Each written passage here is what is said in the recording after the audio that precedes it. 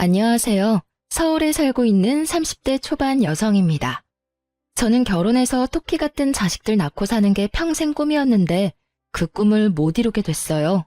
제가 얼마 전에 이혼을 하게 됐거든요. 다름이 아니라 기생충 같았던 시댁 식구들 인성을 세상에 널리 알리고 싶어서 이렇게 사연 보냅니다. 우선 제 소개 짧게 해드리자면 저는 나이 앞에 3자를 달고 있지만 최근에서야 대학을 졸업했습니다.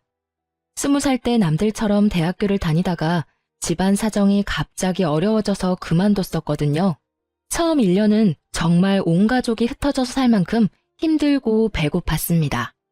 인생이 너무 안 풀린다 싶었는데 제가 투자 쪽으로 재능을 보이더라고요. 운 좋게도 남들보다 좀 이른 나이에 투자로 돈을 많이 벌었어요. 그 자본으로 현재는 제 사업체를 운영하고 있고 건물도 하나 가지고 있습니다. 돈을 많이 벌고 건물주라 해서 나태하게 일 안 하고 놀거나 하지는 않았어요. 세금 내는 것도 있고 오히려 젊었을 때 저는 더 많은 돈을 모으고 싶어 악착같이 공부도 하고 사업도 운영했습니다. 제가 바쁘게 시간을 쪼개가서 공부하고 일했던 가장 큰 이유 중 하나는요. 바로 좋은 엄마가 되기 위해서였어요. 결혼해서 아이를 낳는다면 제가 어릴 때보다 더 넉넉한 환경에서 아이를 키우고 싶었거든요. 그래서인지 저는 첫 대학 졸업 못한 게 두고두고 한으로 남더라고요. 그건 제 컴플렉스 같은 거였어요. 나중에 제 아이에게는 비슷한 상황 겪게 하고 싶지는 않아서 더 열심히 살았네요.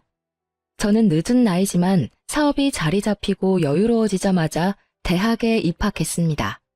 일하면서 늦가기 대학생으로 대학 다니는 거 쉬운 일 아니었지만 잠까지 줄이며 다녔어요. 워낙 욕심이 많아서 모든 걸 성공하고 싶었습니다. 일도 공부도 결혼도 노력만 하면 다 성공하는 건 줄 알았어요. 하지만 아니더군요. 집이 하루아침에 망했던 것처럼 인생은 뜻대로만 되는 게 아니라는 걸 잠시 잊고 있었습니다. 저는 대학 졸업장은 얻었어도 결혼은 결국 실패했습니다. 그럼 왜 제가 이혼녀가 됐는지 지금부터 파렴치한 제 시댁과 남편 이야기 들려드릴게요. 남편이랑 결혼을 결정했을 때 저는 4학년이라 졸업을 1년 앞두고 있었어요. 남편은 평범한 회사원이었고 맞선을 보다가 만났어요. 결혼을 하고 싶은 제가 선자리를 열심히 나가고 있었던 때였죠. 처음에 남편을 소개받았을 때는 엄청 끌린다거나 마음에 들지는 않았어요. 그런데 제가 다른 사람들이랑 조금은 다른 순서로 인생을 살고 있어서 그런지 남편은 처음부터 제게 호기심을 가졌어요. 그의 호기심은 진한 호감이 되어 어느 순간부터 저를 쫓아다녔습니다. 그의 구애도 저도 마음이 싹 트더라고요. 저는 남편 정도면 평범해서 결혼하기에 괜찮겠다 생각했습니다. 제가 워낙 파란만장하게 살아서인지 평범함이 얼마나 어려운 건지 잘 알거든요.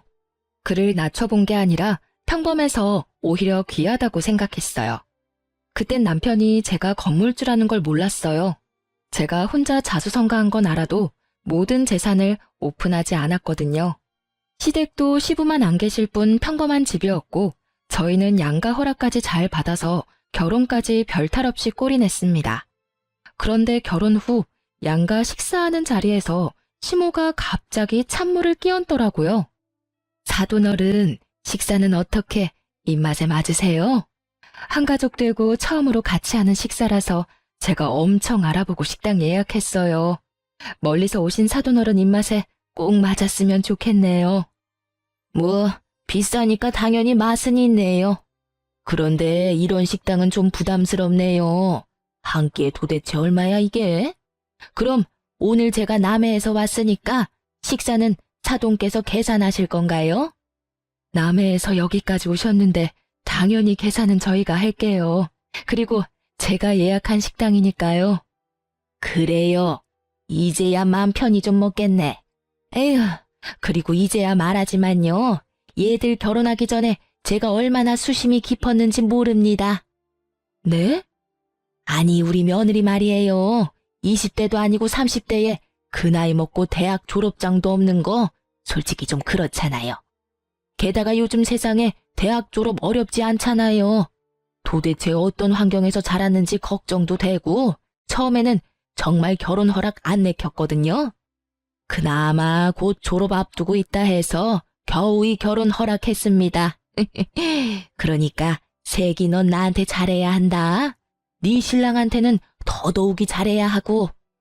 어머님, 무슨 말씀을 그렇게... 저는 시모의 말에 표정 관리를 못하고 친정엄마께서도 말을 잃었습니다. 그때 친정아빠가 나서서 이렇게 말씀하셨어요. 그게 대학이라면 저희 딸도 원래는 20살 때 다녔었는데요. 못난 아비 만나서 가세 기울고 공부를 스스로 포기했었답니다. 그래도 자기 힘으로 늦게라도 대학 가서 공부하겠다고 일하면서 공부하는 모습이 얼마나 자랑스러운지 몰라요. 저만 아니었다면 저희 딸도 남들처럼 졸업하고 평범한 삶을 살았겠죠. 저는 남편 없이도 우리 애들 뒷바라지 혼자 힘으로 어떻게든 다 했습니다. 사돈내는 둘이나 되면서. 아무튼 저는 평생 아주 몸이 부서져라 일했어요. 그래서 우리 애들 제때 학교 보내고 대학 졸업까지 잘 시켰네요. 솔직한 말로 저는 우리 아들 이렇게 욕심 없이 결혼시킨 거 너무 아깝습니다. 꽤 괜찮은 집에서 천짜리 많이 들어왔었거든요. 어머님, 더 이상 듣고 있기 거북해서 저는 나서서 시모에게 한마디 하려고 했어요. 결혼 다 시켜놓고 누가 아깝고 누가 모자라고를 따지는 건 예의가 아니잖아요. 그러자 시모는 눈을 부라리며 제게 쏘아붙이더라고요. 예, 이제 결혼했으니까 내가 솔직하게 얘기하는 거야. 그리고 어른들 이야기하는데 어디 갑자기 소리를 빽 질러? 엄마, 왜 그런 식으로 말씀하세요? 장인어른 장모님이 오해하시겠어요. 천짜리는 무슨 선짜리가 들어와요? 그리고 누구보다 이 결혼 원한 건 저예요.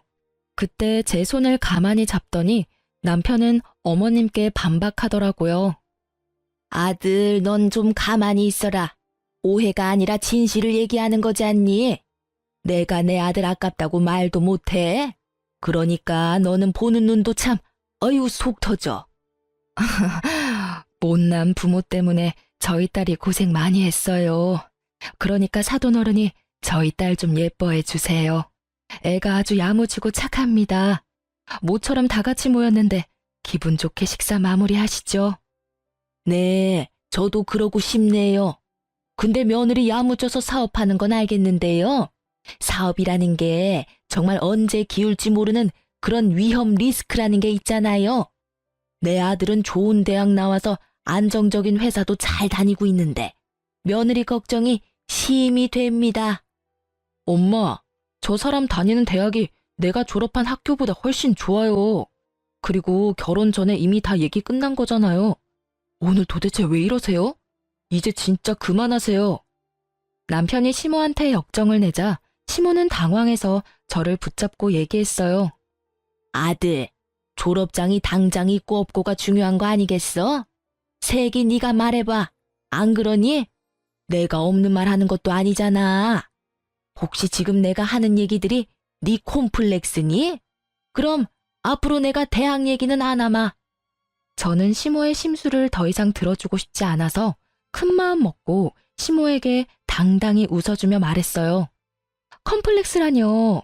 어머님이 아들 자랑스러운 것처럼 저는 제 스스로가 너무 자랑스러워요. 그리고 이렇게 독립적으로 키워주신 저희 친정 부모님께도 감사하고요. 30 초반에 자리 잡아가는 사람들도 있는데 저는 이미 자리를 잡고도 남았잖아요. 남들 대학 졸업장 딸 나이에 저는 제 건물 가졌으니까 더 큰 거 얻었다고 생각해요. 뭐? 건물? 어머, 그게 무슨 소리냐? 너 설마 건물주냐? 아, 제가 말씀 안 드렸었나 봐요. 땡땡구에 저 건물 한 채 있어요. 솔직히 건물주에 사업까지 하는데 굳이 대학 졸업장까지 뭐가 필요하겠어요. 그런데 제가 워낙 욕심이 많아서요. 공부도 좀 더 하고 싶더라고요. 그래서 일하면서 학교 다닌 거예요.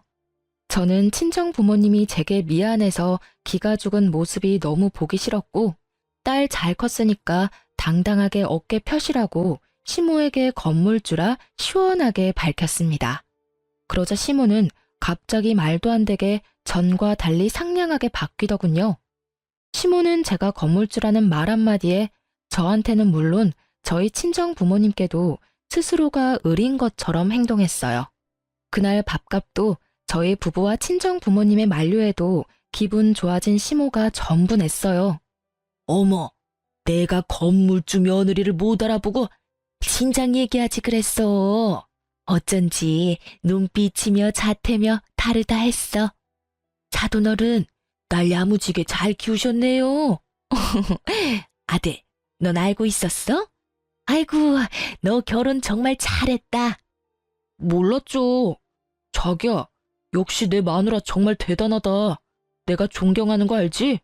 난 처음부터 알았어. 자기가 보통 사람 아니란 걸. 시모의 태세 전환에 저는 많이 씁쓸했지만 역시 돈이 최고라 생각했습니다. 남편 역시 시모를 원망 섞인 눈빛으로 바라보다 제가 건물주라는 걸 밝히니 엄청 놀랐어요. 그리고 굉장히 기뻐하는 눈치였습니다. 친정 부모님은 빈정상할 법도 하신데 기분 나쁜 티도 안 내고 끝까지 식사 자리에서 젠틀함을 유지해 주셨어요. 그래서 저는 딸로서 너무 감사했답니다. 그리고 시모한테 한 방 날려준 것 같아서 저는 속이 엄청 시원했습니다. 저희 부모님은 어차피 남해에 사는 시댁과는 자주 볼 일 없지 않냐고 이지라 하셨어요. 결혼 초반부터 마음에 담아두면 두고두고 저만 힘들다고요. 하지만 그날 시모의 무례한 말과 행동은 계속해서 다시 곱씹게 되더라고요. 여보, 아무래도 말야, 어머님 나 미워하시는 거 맞지? 아니야, 그런 거 아니야. 그랬으면 우리 엄마 밥값도 안 냈을걸? 아마 본인도 미안하셔서 계산하신 걸 거야. 그러니까 여보, 오늘 일 너무 마음에 담아두지 마. 내가 엄마 대신 진짜 미안해. 남편은 무릎 꿇듯이 주저앉아 제게 엄청 사과를 했습니다. 시모가 갑자기 왜 심술을 부린 건지 본인도 모르겠다면서요. 그리고 저희 부모님이랑 똑같은 말을 했어요. 명절 아니고서야 시모랑 자주 마주칠 일은 없을 테니까 제게 걱정 말라고 했죠. 여보, 내가 다 사과할게. 근데 앞으로는 명절 아니고서야 엄마랑 자주 마주칠 일 없을 거야. 그러니까 한 번만 용서해주라. 엄마가 워낙 힘들게 나랑 내 동생 키웠다 보니까 사람들 앞에서는 엄마도 모르게 내 자랑을 심하게 하셔. 나 뭐 그렇게 잘난 것도 아닌데 말이야. 진짜 웃기지? 잘난 거 쥐뿔도 없는 아들이지만 엄마한테는 엄청 자랑스러운 아들인가 봐. 당신 울어? 아, 갑자기 왜 울어? 지금 과거를 돌이켜보니 제 남편은 위기를 항상 동정심 유발로 넘어갔던 것 같네요.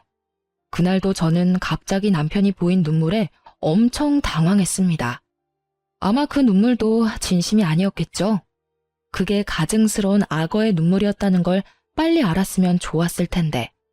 저는 또 멍청하게 시모에 대해서 더 묻지 않고 남편을 보듬었습니다.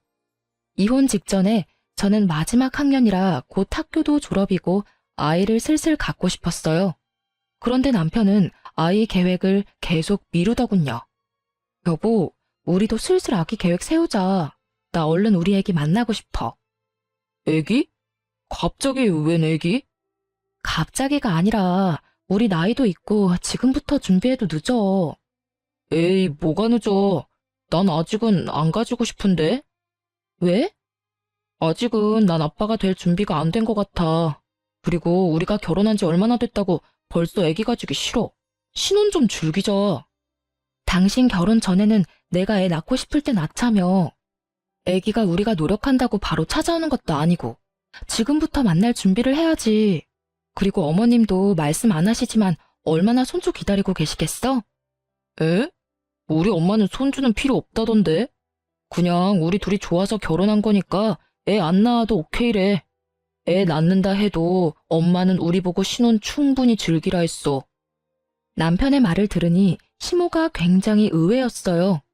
시모가 너무 고지식해서 아이 당장 낳으라고 재촉할 줄 알았는데 말이죠. 저는 그런 남편을 붙잡고 진지하게 말했습니다. 진짜 간절히 아이를 빨리 가지고 싶었거든요. 여보, 나 진짜 진지하게 아이 가지고 싶어. 알겠어. 그럼 일단 나도 뭐 긍정적으로 한번 생각해 볼게. 난 자기가 지금 뭐가 가장 걸리는지 궁금해. 자기가 애기들 싫어하는 것도 아니잖아. 나랑 어디 놀러 가면 나만큼이나 애기들 만나면 귀여워했잖아. 근데 자기 막상 우리 애기 낳자고 말하니까 계속 뒷걸음쳐서 무슨 이유에서 그러는지 궁금해. 뭐 나한테 말 못할 사정이라도 있는 거야? 남편은 입을 꾹 다물고 아무 말도 못하더라고요. 저는 진짜 남편이 아빠가 될 마음의 준비가 아직은 안 됐구나. 시간을 줘야겠다만 생각했어요. 알겠어. 당신 말하기 싫으면 말하지 마. 그 대신 나 올해는 못 기다려. 알았지? 남편은 대답 대신 고개를 끄덕였습니다. 그 뒤로 남편과 제가 막 싸운 건 아니지만 자연스럽게 관계가 좀 서먹해지더군요. 그런데 자주 안 마주칠 거라던 시모가 얼마 안 가 또 남해에서 서울에 왔어요. 그땐 시누이 손을 꼭 붙잡고 왔더라고요. 갑자기 저희 신혼집에 나타난 시모는 다짜고짜 한 달만 신세를 지자 하더군요. 그때부터 본격적으로 시작이었을 겁니다. 그들은 뻔뻔하게도 제게 대놓고 금전적인 요구를 하기 시작했어요. 남편은 물론 시모와 신우는 나중엔 자식들의 시커먼 속내를 숨길 마음도 없어 보였습니다. 우리 민경이가 이젠 서울에서 일하고 싶대. 갑자기 면접 일정이 수두룩하게 잡혔는데 이 넓은 서울에 당장 갈 곳이 있어야 말이야. 그래서 급하게 너희 집으로 왔다. 괜찮지? 서울에 갈 곳이 왜 없어요, 어머님. 호텔도 그렇고 단기로 몸만 와서 지낼 수 있게 잘 돼 있는 방들이 서울에 얼마나 많은데요. 아니, 아가. 이렇게 낯선 서울에 따뜻한 오빠 집이 있는데 뭐하러 고생스럽게 해? 늙은 내가 마음이 안 편해서 그래. 부탁 좀 하자, 응? 새언니, 미안해요. 저 딱 한 달만 신세 질게요. 네? 신세는 무슨, 내 아들 집이기도 한데 신세 졌다고 표현할 필요까지는 없지. 그렇지, 새아가? 으이그, 걱정 마라. 난 일이 있어서 집 가봐야 해. 네 시누이만 한 달 잘 부탁한다. 그 정도는 가족끼리 해줄 수 있잖아. 여보, 나도 부탁할게. 내 동생 한 달만 딱 봐주면 안 돼? 속으로는 이미 수십 번 거절했는데 3명이나 동시에 제게 애원을 하니까 거절이 쉽지 않았어요. 그리고 이미 짐 가득 챙겨온 시누이를 쫓아내는 그림도 이상해서 저는 한 번은 참았습니다. 게다가 다른 것도 아니고 일 때문이라 하니 놀러 온 것도 아니라서 어쩔 수 없이 받아줬어요. 하지만 그날따라 남편은 꿀먹은 벙어리처럼 시모에게 왜 갑자기 왔냐는 말도 안 하더라고요. 이미 알고 있었던 사람처럼 놀라지도 않고요. 남편은 자기 동생이니까 불편함 없으니 지금 이 상황이 저만 황당하나 싶었어요. 여보, 혹시 아가씨랑 어머님 오늘 우리 집에 올 거 알고 있었어? 어? 그렇잖아. 갑자기 오셨는데 왜 놀라는 기색이 하나도 없어? 나만 놀란 거야? 그게 사실은 난 미리 엄마한테 들었지. 나한테 상의할 생각은 안 해봤어?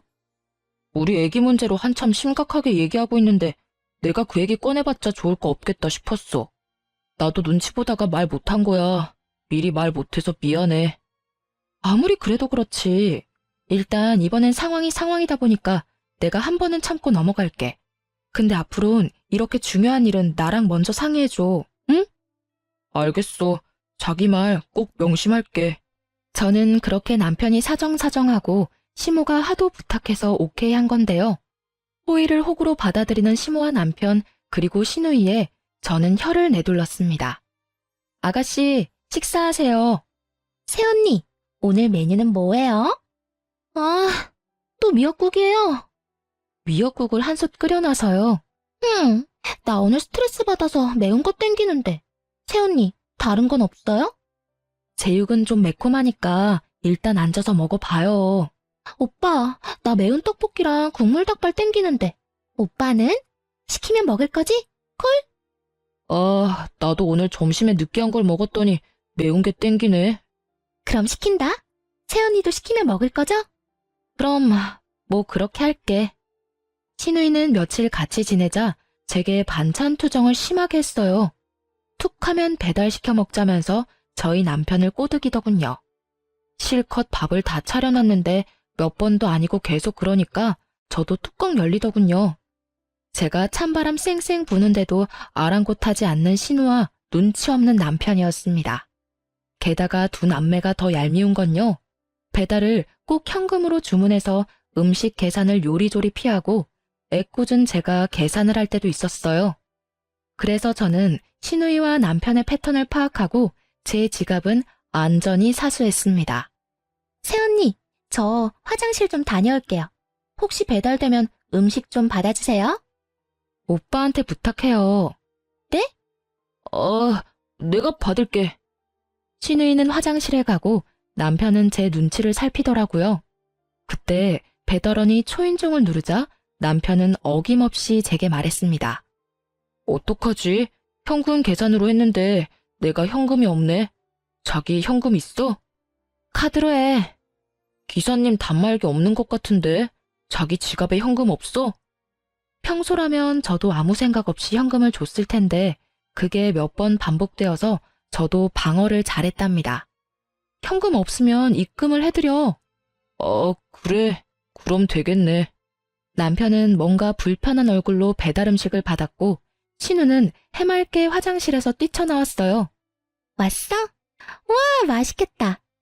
넌 배달 올 때마다 배가 아파? 뭐가? 돈 반띵해서 보내라. 뭐? 새언니가 계산한 거 아니야? 내가 계산했거든?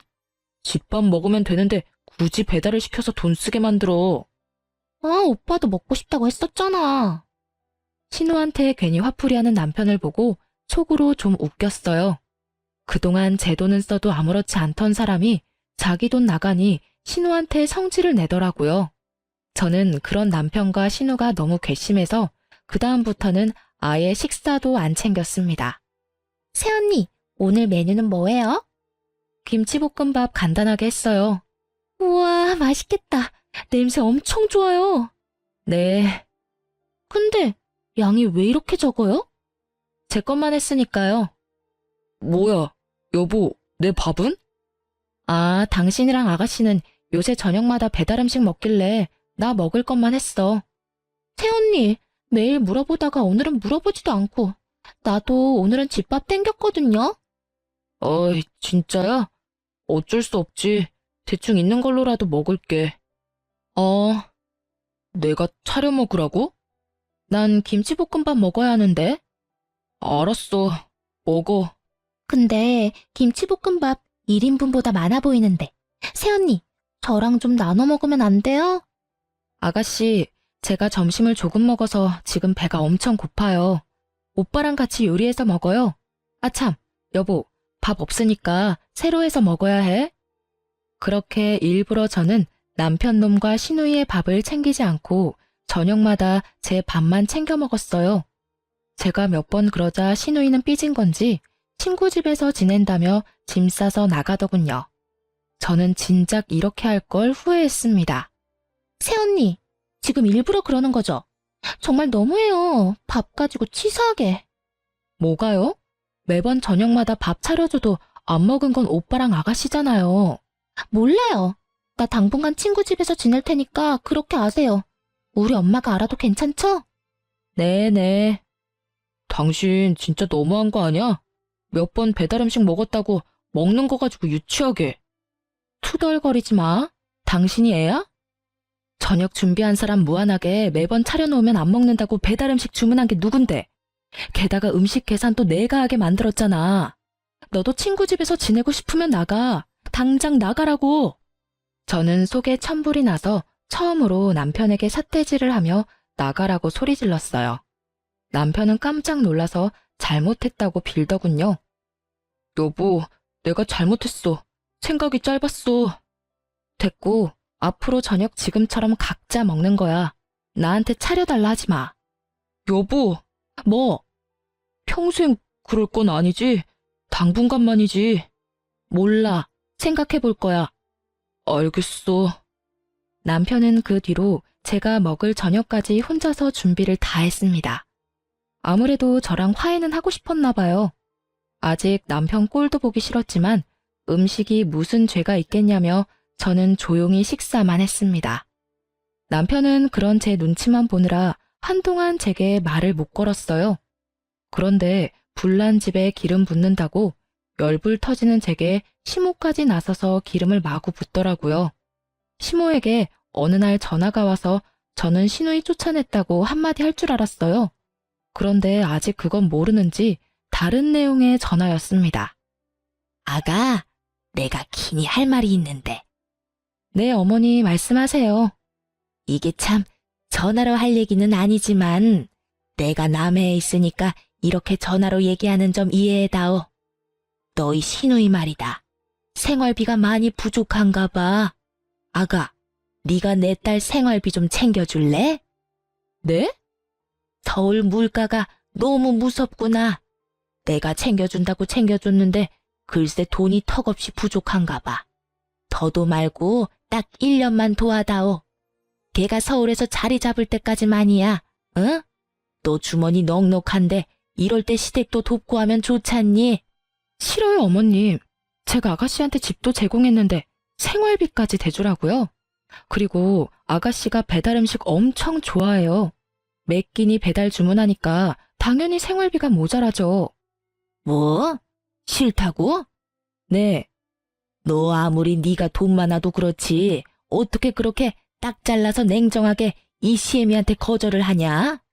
너 친정 동생이었어도 네가 그렇게 했을까? 시댁 식구는 식구도 아니냐? 아니요. 저는 친정동생이었으면 더 심하게 거절하고 아가씨 혼냈을 거예요. 부모 도움 없이, 언니 도움 없이 네 앞가림 네가 알아서 하라고요. 말 다 했냐? 어머님, 저 일하는 중이라서 일단 전화 먼저 끊을게요. 돈이 진짜 필요하면 남편한테 물어보세요. 그렇게 저는 억지 부리는 시모의 전화를 끊어버렸습니다. 일이 끝나고 집에 돌아가자 남편이 엄청 노려보더군요. 나랑 내 동생한테는 그럴 수 있지만 엄마한테까지 너무한 거 아니야? 내가 뭘? 엄마 말씀하시는데 그냥 끊어버렸다며. 이미 얘기 다 끝났는데 어머님은 계속 똑같은 말씀하시고 난 미팅 가야 하니까 끊었지. 친정 부모님이었어도 그랬을까? 아, 자기랑 어머님 진짜 웃긴다. 왜 계속 친정이랑 시댁을 비교해? 생활비 보태주는 거 당신한테는 전혀 어렵지 않은 일이잖아. 근데 생각도 안 해보고 자르냔 말이야. 입장 바꿔서 생각해봐. 그 말 입 밖으로 꺼내기까지 우리 엄마가 얼마나 고민하셨겠어? 어른 무한하게 정말. 그렇게 애틋하면 생활비 당신이 챙겨주면 되겠네. 왜 나한테 난리야?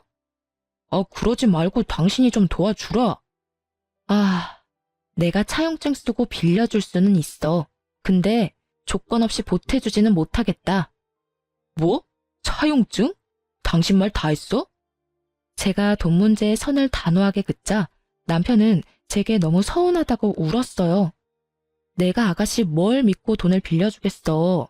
아가씨 지금 일을 구하긴 했대? 당신 정말 사람 서운하게 한다. 당신 울어? 지금 이 상황에 눈물이 나와? 당신 말야 모든 걸 눈물로 해결하려 하지 마. 왜 자기 다 큰 동생 용돈을 나한테 달라고 해? 나 시댁 뒷바라지 하려고 결혼한 거 아니고 우리 둘 부부로 새로운 삶 꾸리고 싶어서 결혼한 거야. 근데 왜 자꾸 나 결혼한 거 후회하게 만드니? 제발 이러지 말자. 나야말로 당신이랑 결혼한 거 제발 후회하게 만들지 말아줘. 당신 돈 많아서 내가 얼마나 안심했는데. 건물도 있고 사업도 잘 되는데 아니 이런 것 좀 쉽게 도와줄 수 있는 거 아니야? 나는 시댁 위해서가 아니라 내 애 낳아서 잘 키우려고 열심히 일하는 거야. 나 시댁이랑 당신 전용 ATM기 아니라고. 돈 달라는 말이 당신이랑 어머님한테는 뭐가 그렇게 쉽니? 우리 엄마 아버지도 나한테 용돈 안 받으셔. 그리고 당신도 멀쩡이라고 있잖아. 왜 당신이 동생 생활비 보태줄 생각 안 해? 제가 절대 돈 줄 수 없다고 단호하게 못 박자 남편은 갑자기 무릎을 꿇더라고요. 그러지 말고 딱 1년만 도와줘. 여보, 제발 부탁이야. 나 사실 백수야. 내가 도울 수 있으면 진작 도왔지. 뭐 당신이 백수라니 그게 무슨 말이야? 남편은 평소에 일이 힘들다며 회사 그만두고 싶다는 말을 달고 살긴 했어요. 하지만 그렇게 저와 상의도 없이 일을 덜컥 그만둘 줄 몰랐습니다.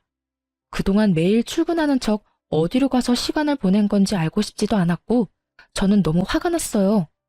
당신 언제 회사 그만뒀어? 몇 달 됐어. 도대체 무슨 생각으로, 아니 뭘 믿고 이렇게 대책 없이 회사 관둔 거야? 당신 사업도 하고 있고 건물도 월세 매달 받으니까 우리 당장 굶을 일은 없잖아. 그래서 당신 믿고 그만뒀지. 회사 다니는데 매일 쳇바퀴 돌아가듯 똑같은 일상에 너무 지치더라. 안 그래도 스트레스 쌓였는데 부장이 그날따라 나 붙잡고 한마디 하는 거야. 그래서 홧김에 충동적으로 사직서 냈어. 남편은 제 재산만 믿고 겁없이 그동안 근속하던 회사를 그만둔 거였어요. 당신 그동안 나 열심히 산 거 알잖아. 이제 나도 돈 많은 마누라 덕 좀 보자. 그리고 당신이 너무 시댁이랑 친정 구분하지 말았으면 해. 우리 가족들도 말이야, 평생 고생만 했는데 이제 꽃길 걷게 해주고 싶어. 나한테 동생이랑 엄마는 내 인생에 정말 중요한 사람들이야. 그래서 아이 따위는 안 낳고 싶던 거야. 뭐? 지금 그게 무슨 말이야? 철없는 남편은 백수인 주제에 또 자기는 동생이랑 엄마가 중요하다며 아이 따위는 안 낳고 싶다고 선언하더군요. 애 낳으면 우리 시간도 돈도 모두 아이한테 포커스가 다 맞춰지니까 우리 가족들 못 챙기게 되잖아. 그건 절대 안 되지. 여보, 내가 장인 장모님한테도 잘할게. 이번 한 번만 나 좀 도와줘. 나 회사 생활 이제 진짜 지긋지긋하다고. 내가 살림도 하고 당신한테 잘할게, 응? 그리고 이 기회에 당신 사업도 내가 배워서 나중에 옆에서 일 도와줄게. 살림? 라면도 내가 끓여줘야 먹던 네가 살림? 웃겨 죽겠네. 그러니까 너 다시 회사를 다닐 마음이 없다는 거지? 내 사업을 내가 널 뭘 믿고 너한테 뭐하러 가르쳐 주겠어. 이제 우리 이혼할 건데. 저는 그 순간 눈에 보이는 게 밥주걱뿐이라 그걸 쥐고 남편 놈 따귀를 야무지게 날렸습니다. 아프잖아. 이혼이라니. 난 절대 당신이랑 못 헤어져. 아프라고 때린 거야. 너 맞아도 정신 못 차리겠지? 당장 나가? 못 헤어지긴 개뿔. 내가 비싼 변호사들 써서라도 너 같은 놈이랑 징글징글한 시댁이랑 전부 인연 끊을 거니까 걱정하지 마. 꼴도 보기 싫으니까 나가라고. 저는 남편 놈을 쫓아내자마자 고민할 것도 없이 이삿짐 센터에 전화를 돌렸습니다. 여기저기 전화해서 당장 빠르게 남편 놈 짐을 옮길 수 있는 곳을 찾아냈어요. 백수 남편 놈과 시누이 남아있던 짐들 모조리 싸서 남의 시댁으로 보내버렸습니다. 돈은 좀 많이 들었지만 돈을 쓴 만큼 제 속은 많이 후련하더군요. 저는 사업을 하다 보니 배포도 크고 한 번 아니면 바로 결정하는 편입니다. 쫓아낸 남편한테는 바로 이혼 사유를 전달하며 변호사 만났다고 통보했습니다. 그 뒤로는 변호사 통해 연락하라고 했어요. 그제서야 남편은 아차 싶은지 집에 찾아와 아주 빌빌기면서 사과하더군요. 제 돈 믿고 배째라시기던 그 동태 눈깔은 깜짝 놀랐는지 그제야 정상으로 돌아온 듯 했어요. 여보, 내가 진짜 잘못했어. 다시는 자기 돈 탐 안 낼게. 그러니까 이혼은 제발 한 번만 다시 생각해주라. 나 회사도 다시 다닐게.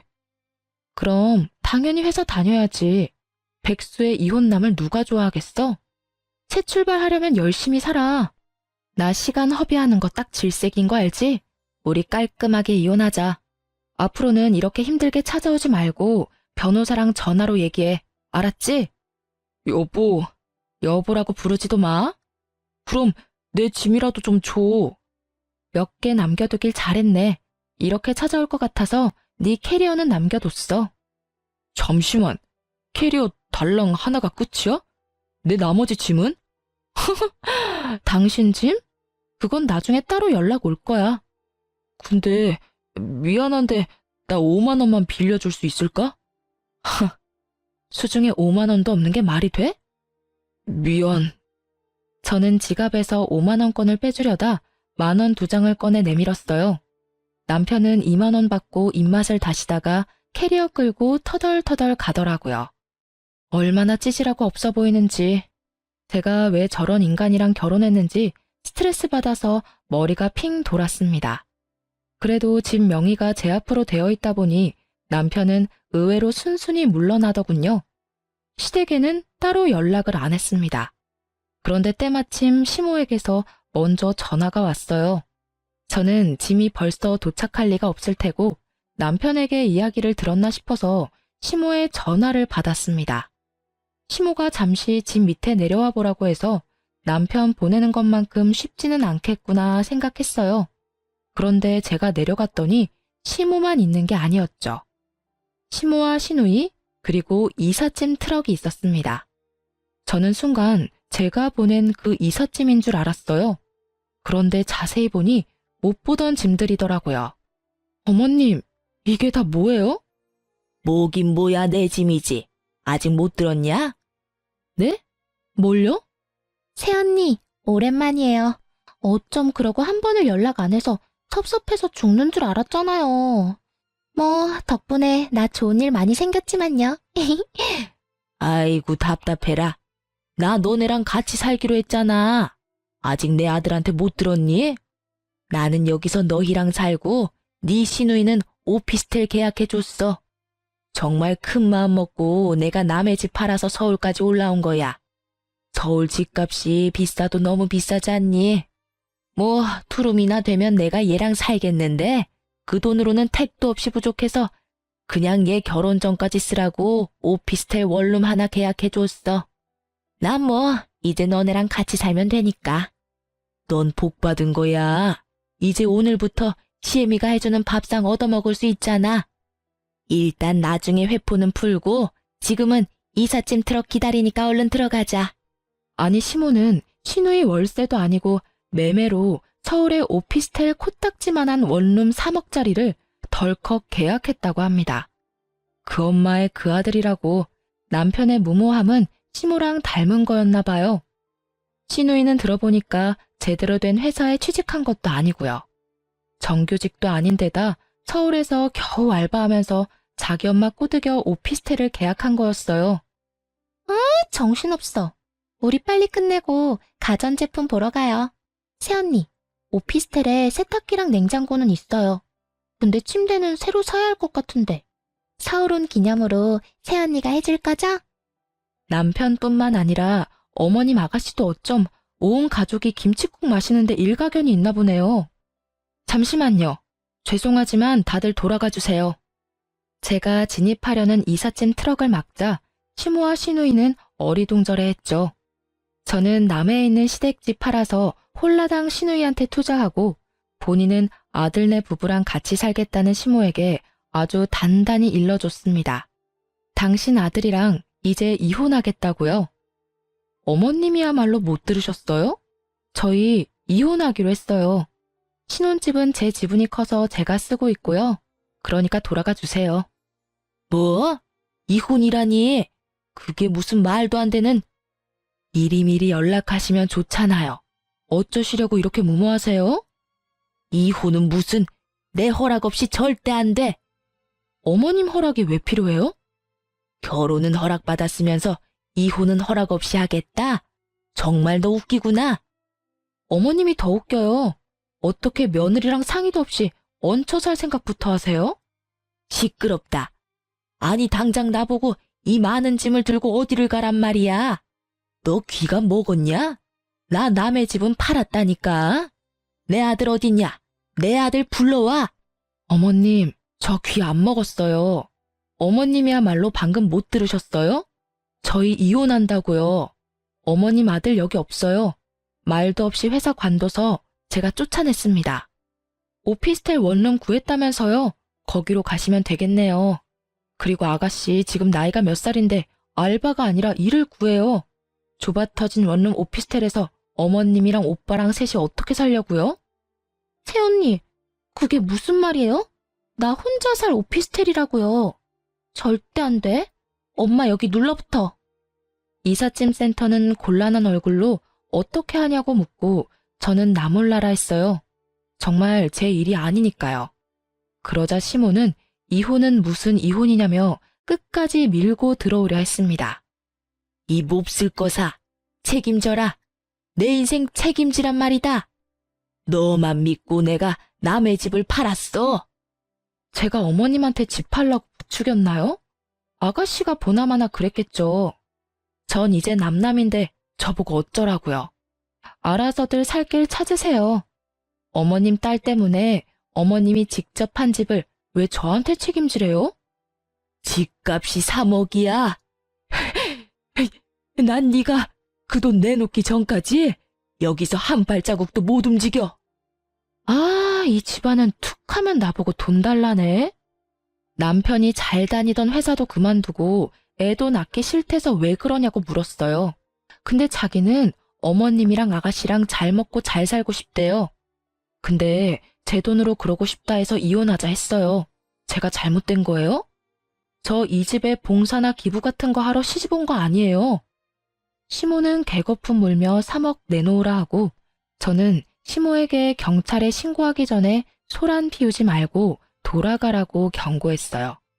그리고 콧김을 뿜으며 저를 노려보는 시누이를 비웃어줬습니다. 아가씨, 진짜 정신 똑바로 차리고 살아요. 무슨 생각으로 3억짜리 오피스텔을. 참나, 분수에 맞게 살아야지. 어디 욕심 부려서 엄마 전 재산을 건드려요? 난 새언니만 믿었죠. 새언니 돈 많잖아요. 누가 이혼할 줄 알았다? 저는 쉽게 물러날 것 같지 않는 두 사람 때문에 결국 경찰에 신고를 했습니다. 경찰이 오고 한 차례 더 소란스럽더니 시모와 시누이는 체념하고 돌아간 듯 했습니다. 땅을 치고 후회하던 시댁 식구들은 그 뒤로도 저희 집에 몇 번 찾아왔어요. 남편 놈이랑 연락이 닿았는지 셋이서 제발 한 번만 봐달라고 단체로 찾아오는데 정말 힘들었습니다. 저는 힘들고 짜증나도 절대 틈을 안 보여줬어요. 제가 받아주니까 자꾸 돈이라도 달라고 매달려서 접근 금지 신청도 했어요.